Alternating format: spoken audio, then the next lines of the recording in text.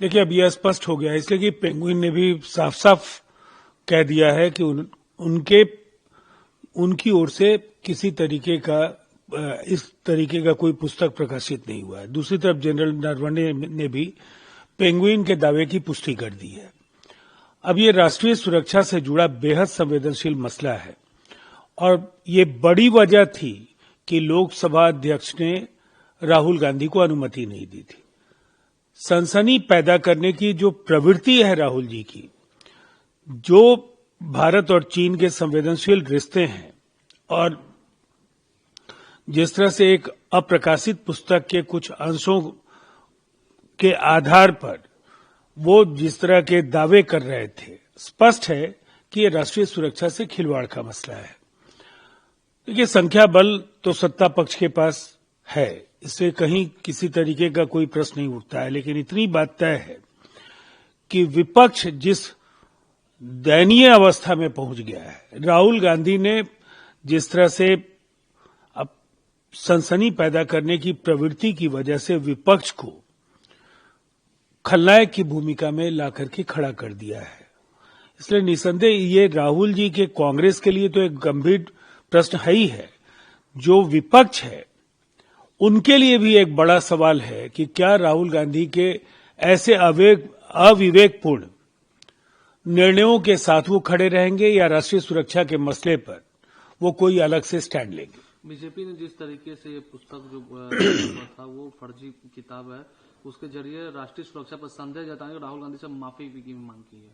देखिए, निसंदेह उन्हें माफी मांगनी चाहिए। अब तो ऑफिसर सीक्रेट एक्ट में मुकदमा भी दर्ज हो गया है और ये प्रथम दृष्टया ये गंभीर चूक है। ऐसी गलती राहुल गांधी को नहीं करनी चाहिए थी, इसलिए कि अगर इतिहास के पन्ने उधेड़े जाएं तो निसंदेह कांग्रेस का राष्ट्रीय सुरक्षा के सवालों पर कई ऐसे मसलों में उनकी भूमिका चिंता पैदा करने वाली रही है जिससे ये चर्चा बेलगाम होगी। लेकिन ये ताजा प्रकरण जो संसद के गरिमा और उनके द्वारा तय नियमावली के दायरे में अगर देखा जाए तो राहुल गांधी से गलती हो गई है। विपक्ष के 119 सांसदों ने है वो लोकसभा स्पीकर के खिलाफ है अविश्वास प्रस्ताव, और हैरानी है कि खुद राहुल गांधी के हस्ताक्षर नहीं है।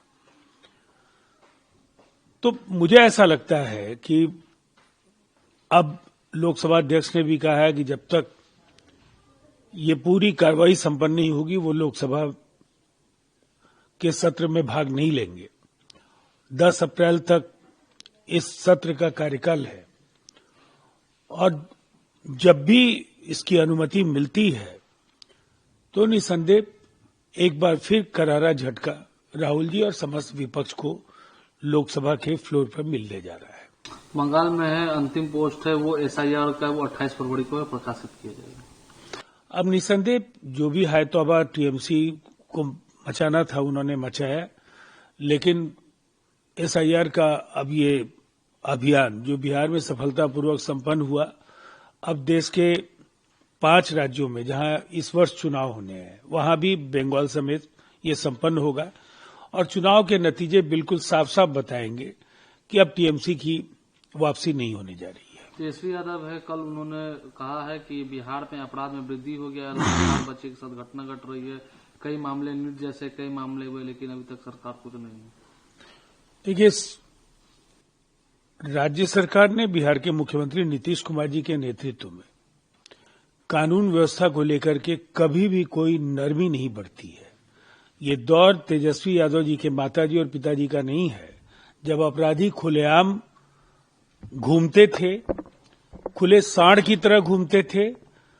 उनके जो नेता थे वो इलाकाई कमांडर्स की भूमिका में होते थे। सरकारें वहां उनके समक्ष सरकारों का कोई अस्तित्व, जिले में सरकार और प्रशासनिक अमले का कोई मोल नहीं होता था।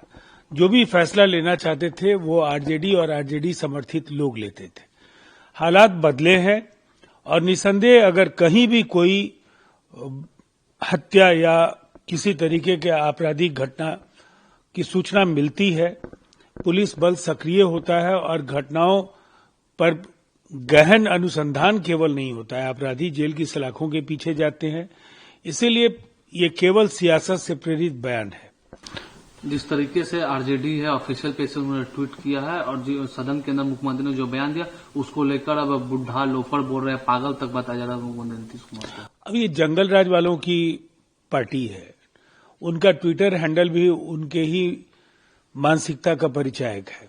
जिस तरह के घटिया असंसदीय और अश्लील स्टेटस से भरा हुआ उनका ट्विटर हैंडल है, एक्स हैंडल है, निसंदेह वो उस पार्टी की जो बनावट है, जो उस पार्टी का संस्कार और संस्कृति है, उसी का परिचय कराता है। और ऐसे नेताओं से बिहार की जनता को कोई उम्मीद नहीं है। 25 पर पहुंचाया है, ये 5 भी अगली बार ला पाएंगे कि नहीं, ये आने वाला समय बताएगा।